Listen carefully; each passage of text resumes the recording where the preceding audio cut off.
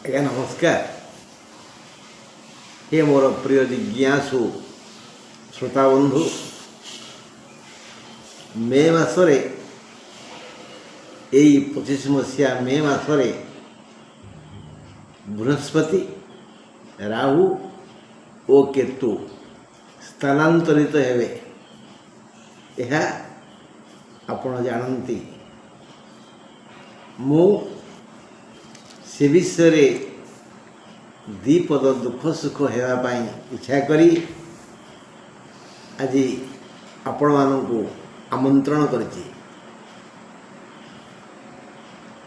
ଏବେ କନ୍ୟା ରାଶିରେ ଅଛନ୍ତି କେତୁ। ସେ ମେ 11 ତାରିଖରେ ସିଂହକୁ ଯିବେ। ରାତି 10ଟା 45ରେ ସେ ଉତ୍ତର ଫାଲ୍ଗୁନୀ ନକ୍ଷତ୍ର ସିଂହ ରାଶିରେ ପ୍ରବେଶ କରିବେ। କିଏ? କେତୁ। କେତୁ ଯଦି ଆପଣଙ୍କ ପାଇଁ ମଙ୍ଗଳପ୍ରଦ, ତେବେ ଜାଣନ୍ତୁ କେତୁ ପରି, କେତୁ ଅର୍ଥ ପତାକା, ମନ୍ଦିରର ଶିଖରରେ ପତାକା ଶୋଭା ପାଏ। ସେ ଆପଣଙ୍କୁ ଅତି ଶିଖରକୁ ନେଇଯିବେ। ହେଲେ ଆମେ କେମିତି ଜାଣିବା ଯେ କେତୁ ଆମ ଜନ୍ମ ଜାତକରେ ଭଲ ସ୍ଥାନରେ ଅଛନ୍ତି? ସାଧାରଣତଃ ଆମେ ସମସ୍ତେ ଆମ ପ୍ରିୟ ଲୋକଙ୍କ ପାଖରେ ସୁଖରେ ଥାଉ, ଜଟିଳ କୁଟିଳ ଲୋକଙ୍କ ପାଖରେ ଆମେ ଅଶାନ୍ତିରେ ଥାଉ। ତେଣୁ ଚନ୍ଦ୍ର, ସୂର୍ଯ୍ୟ, ମଙ୍ଗଳ ଓ ବୃହସ୍ପତି ଏଇମାନଙ୍କ ସହ କେତୁ ଥିଲେ ଜନ୍ମ ଜାତକରେ କେତୁ ତାଙ୍କ ସମୟରେ ଭଲ ଫଳ ଦେଇଥାନ୍ତି। ଯଦି ବୃହସ୍ପତି, ମଙ୍ଗଳ, ରବି ଓ ଚନ୍ଦ୍ରମାଙ୍କ ଦୃଷ୍ଟିରେ କେତୁ ଥାନ୍ତି, ତେବେ ବି ଭଲ ଫଳ ଦେଇଥାନ୍ତି। ମେଷ, ବିଛା, ମୀନ, ଧନୁ, କର୍କଟ, ସିଂହରେ ଥିଲେ ବି କେତୁ ଭଲ ଫଳ ଦେଇଥାନ୍ତି। ଅଥବା ଏଇ ଗ୍ରହ ମାନେ ଗୁରୁ, ତପନ, ଶଶୀ ଓ କୁଜ ଏଇ ଗ୍ରହମାନଙ୍କର ଦୃଷ୍ଟିରେ କେତୁ ଥିଲେ ମଧ୍ୟ ଭଲ ଫଳ ଦିଅନ୍ତି। କଣ୍ଟକେନୈବ କଣ୍ଟକଂ, କଣ୍ଟାରେ କଣ୍ଟା କଢ଼ାଯାଏ। ମଙ୍ଗଳଙ୍କ କୁଦୃଷ୍ଟି କେତୁ ଉପରେ ପଡ଼ିଲେ କ'ଣ ମଙ୍ଗଳ ହେବ? ମଙ୍ଗଳ ଯେମିତି ପାପ ଗ୍ରହ, କେତୁ ବି ସେଭଳି ପାପ ଗ୍ରହ। ତେଣୁ ମଙ୍ଗଳଙ୍କ ଦୃଷ୍ଟିରେ କେତୁ ଥିଲେ ବି ଭଲ ଫଳ ଦେବେ। ବୃହସ୍ପତି ଦେଖନ୍ତି ପଞ୍ଚମ, ସପ୍ତମ, ନବମକୁ। ସେଇ ଘରେ ଯଦି କେତୁ ଥାନ୍ତି, ସିଏ ବି ଭଲ ଫଳ ଦେବେ। ତେଣୁ ଆମେ ଆଜି ତୁଳା ରାଶି ଉପରେ ଆଲୋଚନା କରିବା। ତୁଳା ରାଶି ଉପରେ କେତୁଙ୍କର ପ୍ରଭାବ କେତେ? ଯଦି ଆପଣଙ୍କ ଜାତକରେ ଏଇ ଜାଗାରେ, ହେ ତୁଳା ରାଶିର ବନ୍ଧୁମାନେ, ଯଦି ଆପଣଙ୍କ ଜାତକରେ ପୂର୍ବୋକ୍ତ ସ୍ଥାନରେ କେତୁ ଥାନ୍ତି, ପୂର୍ବୋକ୍ତ ଭାବରେ କେତୁ ଥାନ୍ତି ଓ ଏଇ ଗ୍ରହମାନଙ୍କ ଦୃଷ୍ଟିରେ କେତୁ ଥାନ୍ତି, ବିଶେଷ କରି ତୃତୀୟ, ଷଷ୍ଠ, ଦଶମ ଏକାଦଶରେ ଥାନ୍ତି, ତାହେଲେ ଯଦି କେତୁ ଚଳନରେ ଅଶୁଭ ଫଳ ମିଳିବାର ଥାଏ, ତାହା କମିଯିବ। ଯଦି ଶୁଭ ଫଳ ମିଳିବାର ଥାଏ, ତାହା ବଢ଼ିଯିବ। ତେଣୁ ଆଜି ଆମେ ତୁଳା ରାଶି ଉପରେ ଆଲୋଚନା କରିବା। ଯଦି ତୁଳା ରାଶି ଓ ଚିତ୍ରା ନକ୍ଷତ୍ର, ତେବେ କଥାଟା ଭଲ ନୁହଁ। ଅର୍ଥନାଶ ଯୋଗ ଯଦି ଖରାପ ଜାଗାରେ ଥିବେ, କେଉଁ ଜାଗାରେ ଲଗ୍ନ ଦ୍ୱିତୀୟ ଚତୁର୍ଥ ପଞ୍ଚମ ସପ୍ତମ ଅଷ୍ଟମ ଦ୍ୱାଦଶରେ କେତୁ ଥିବେ, ଶନି ସହିତ କି ଶନି ଦୃଷ୍ଟିରେ, ଶୁକ୍ର ସହିତ କି ଶୁକ୍ର ଦୃଷ୍ଟିରେ, ବୁଧ ସହିତ କି ବୁଧ ଦୃଷ୍ଟିରେ ଥିବେ, ତାହେଲେ ଅଧିକ ଅର୍ଥ ନାଶ ହେବ, ନହେଲେ ହେବନି। ଚିତ୍ରା ନକ୍ଷତ୍ର ପାଇଁ, ତୁଳା ରାଶିର ଚିତ୍ରା ନକ୍ଷତ୍ର ପାଇଁ ଅର୍ଥନାଶ ଯୋଗ। ଅର୍ଥନାଶ ସମୟ ଆଦୌ ଭଲ ନୁହେଁ।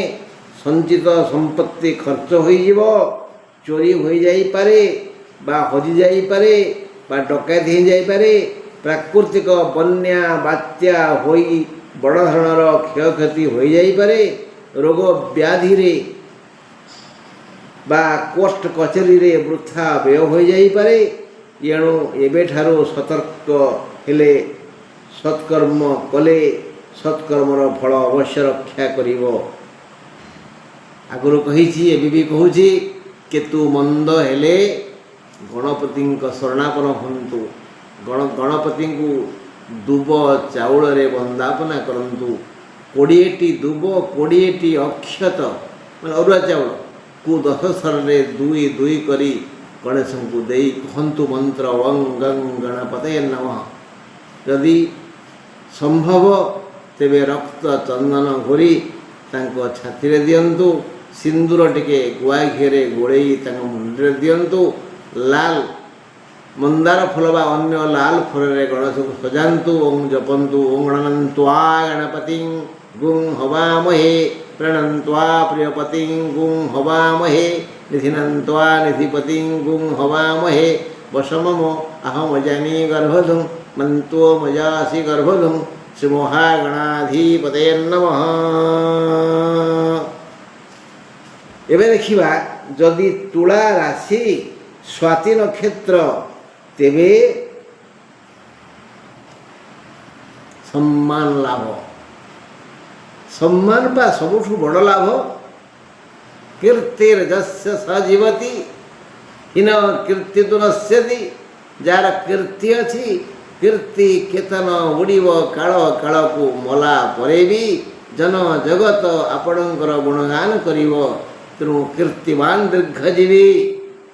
ଯାହାର କୀର୍ତ୍ତି ନାହିଁ, ଯଶ ନାହିଁ, ହୀନ କୀର୍ତ୍ତି ସହନଶ୍ୟତି, ସିଏ ବଞ୍ଚି ଥାଉ ଥାଉ ମରିଯାଏ। ଯଦି ଆପଣଙ୍କର ତୁଳା ରାଶି ଓ ସ୍ୱାତି ନକ୍ଷତ୍ର, ତେବେ ଆପଣଙ୍କୁ ଉଚ୍ଚ କୋଟିର ସମ୍ମାନ ମିଳିବ। ତେବେ ଭାଗ୍ୟବାନ ବ୍ୟକ୍ତି ହିଁ ସମ୍ମାନିତ ହୋଇଥାନ୍ତି। ଏହା ସତ୍କର୍ମର ଫଳ। ଏହି ସମ୍ମାନ ଓ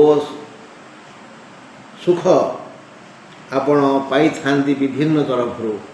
ଆପଣ ପୁଅ ଯଦି ଯୋଗ୍ୟ ହୋଇଗଲା, ପୁଅ ଯଦି ଯୋଗା ହୁଏ ଧନ ସଞ୍ଚିବି କାହା ପାଇଁ? ତେଣୁ ଆପଣ ପୁଅକୁ ମାନେ ସନ୍ତାନକୁ ଯୋଗ୍ୟ କରିଦିଅନ୍ତୁ, ପୁଅ ହେଉ କି ଝିଅ ହେଉ।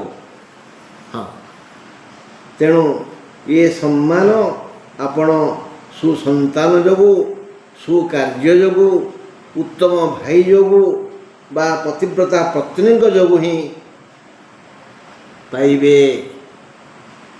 ଯଦି ଆପଣଙ୍କର ଭାଇ, ପତ୍ନୀ, ସନ୍ତାନ ସୁଯୋଗ୍ୟ କର୍ତ୍ତକର୍ମା, ବିଶେଷ କରି ପତ୍ନୀ ଯଦି କାୟ ମନବାକ୍ୟରେ ଆପଣଙ୍କୁ ଭଲ ପାଉଥିବେ, ସତୀ ଶିରୋମଣି ରମଣୀମଣି ହେଇଥିବେ, ପ୍ରାତଃସ୍ମରଣୀୟା ହେଇଥିବେ, ତାହେଲେ ତାଙ୍କ ପାଇଁ ମଧ୍ୟ ଆପଣ ସମ୍ମାନିତ ହେବେ। ହଁ ବନ୍ଧୁ, ସମ୍ମାନ ସମ୍ମାନ ସମ୍ମାନ। ହୁଏତ ଆପଣଙ୍କୁ ବଡ଼ ପଦବୀ ମିଳିଯାଇପାରେ, ଆପଣଙ୍କର ଲଟେରୀ ଆସିଯାଇପାରେ, ଆପଣଙ୍କୁ ପ୍ରମୋସନ୍ ହୋଇଯାଇପାରେ। ହଁ, କିଛି ଗୁପ୍ତ ସମ୍ପତ୍ତି ପାଇ ଆପଣ ଋଣମୁକ୍ତ ହୋଇଯାଇପାରନ୍ତି। ଆଉ କାହା ପାଖରେ ଗୋଡ଼ ଭାଙ୍ଗି ହାତ ପାତିବାକୁ ପଡ଼ିବ ନାହିଁ। ଏ ସମୟ ଆସିଯାଉଛି, କେତୁ ଆପଣଙ୍କୁ ସେ ସୁଯୋଗ ଦେବେ। ଯଦି ତୁଳା ରାଶି ବିଶାଖା ନକ୍ଷତ୍ର, ତେବେ ଆପଣଙ୍କୁ ଦୂର ଯାତ୍ରାର ଯୋଗ ଅଛି। କୌଣସି ଭଲ କାମରେ ବା ମନ୍ଦ କାମରେ ଆପଣଙ୍କୁ ଦୂରକୁ ଯିବାକୁ ପଡ଼ିବ, ଦୂରଯାତ୍ରା ଯୋଗ ଅଛି।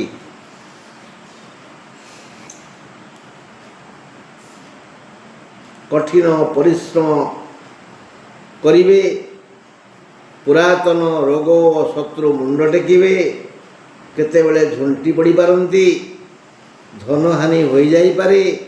ଏହିଭଳି ନାନାବିଧ କାରଣ ଯୋଗୁଁ ଆପଣଙ୍କୁ ଦେହ ପୀଡ଼ା ହେବ, ଦେହ ବଥେଇବ, ଭାରି ବାଧା ବାଧା ଲାଗିବ, ଅଶାନ୍ତ ଲାଗିବ।